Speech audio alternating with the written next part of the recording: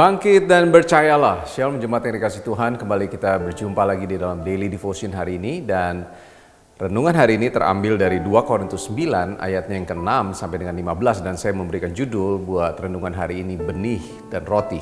Kalau saudara membaca daripada 2 Korintus 9 ayat yang ke-6 sampai 15, ini adalah mengenai pengumpulan bantuan-bantuan kepada orang kudus atau orang-orang percaya yang ada di Yerusalem.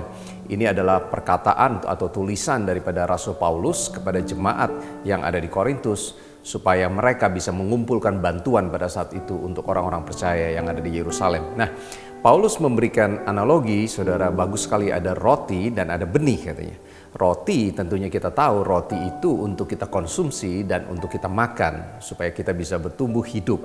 Tapi benih bukan untuk kita makan, tapi benih itu tujuannya adalah untuk ditabur, karena kalau benih itu ditabur maka kita tentunya akan menuai sesuatu dari hasil benih yang sudah kita tabur dan tentunya itu bisa kita konsumsi kemudian hari.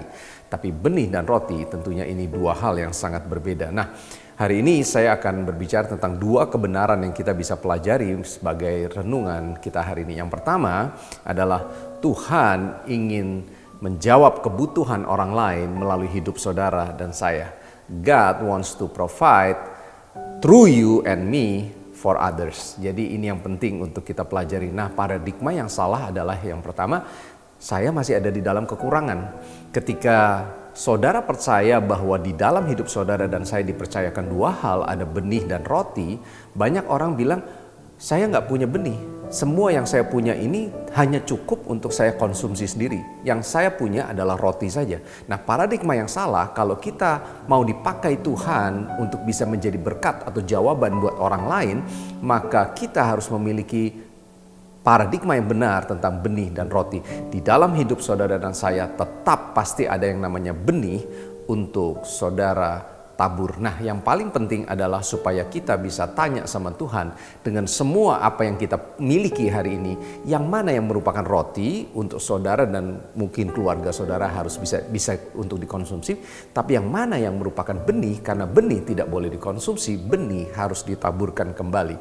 Di ayat 8, saudara, firman Tuhan bilang gini, dan Allah sanggup katanya melimpahkan segala kasih karunia kepada saudara dan saya supaya kita semua berkecukupan. Garis bawahi kata berkecukupan. Yang akan melimpahkan segala sesuatu karunia itu katanya Tuhan. Kalau Tuhan, kalau saudara taat, saudara mengerti, dan saudara tidak mengkonsumsi semua benih saudara karena roti tadi untuk dimakan dan benih untuk ditabur, maka Tuhan katanya sanggup melimpahkan segala kasih karunia. Tuhan akan bertanggung jawab melakukan bagiannya supaya apa? Supaya saudara dan saya katanya berkecukupan.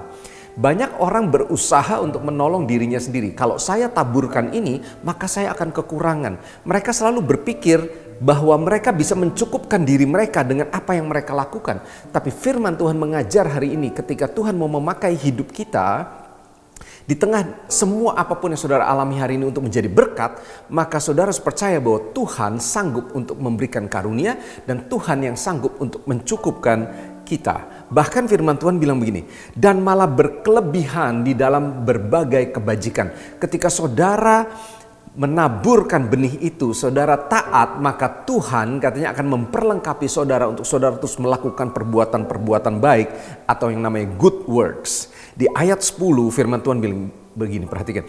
Ia juga yang akan menyediakan benih bagi saudara dan saya dan bahkan melipat gandakan benih tersebut katanya. Tuhan, bagiannya Tuhan adalah melipat gandakan. Sering dari kita terjebak untuk melipat gandakan benih yang ada di diri kita sendiri sehingga akhirnya kita salah jalan.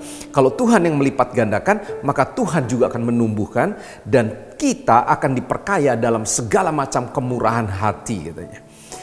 Yang kedua adalah, yang pertama tadi Tuhan ingin menjawab kebutuhan orang lain melalui hidup saudara dan saya. Yang kedua adalah Tuhan melihat kualitas dan bukan kuantitas. Di ayat yang ke-7, hendaklah masing-masing memberikan menurut kerelaan hatinya, jangan dengan sedih hati atau karena paksaan, sebab Allah mengasihi orang yang memberi dengan sukacita. Tuhan suka ketika saudara, ini berbicara sikap hati, tentang motivasi. Ketika saudara memberi, Tuhan akan melihat motivasi di baliknya. Sikap hati saudara jauh lebih penting daripada berapa banyak yang saudara yang taburkan. So hari ini kita belajar dua hal. Apapun saudara, keadaan saudara hari ini, Tuhan ingin menjawab kebutuhan orang lain melalui hidup saudara. Dan yang kedua, Tuhan melihat motivasi hatimu ketika saudara memberikan penaburan. Be a cheerful giver. Let's pray. Kami bersyukur sekali lagi buat hari ini Tuhan sudah mengajar kami, diberkati firman-Mu. Biar hari ini kami mengerti bahwa semua yang Tuhan percayakan dalam hidup kami tidak semuanya roti untuk kami konsumsi, tapi ada benih. Dan hari ini kami belajar merendahkan hidup kami. Tuhan yang ajar kami yang mana benih yang harus kami tabur, karena Tuhan mau memakai hidup kami di tengah semua situasi kondisi yang hari ini kami sedang hadapi. Tetap Tuhan percayakan benih untuk kami tabur supaya kami bisa menjadi jawaban bagi orang lain, dan ajar kami memiliki sikap hati yang benar supaya kami menabur dengan sukacita dan dengan rela hati. Diberkati firman-Mu, diberkati hidup kami semua. Dalam nama Yesus, haleluya. Amin. Tuhan berkati kita semua. God bless.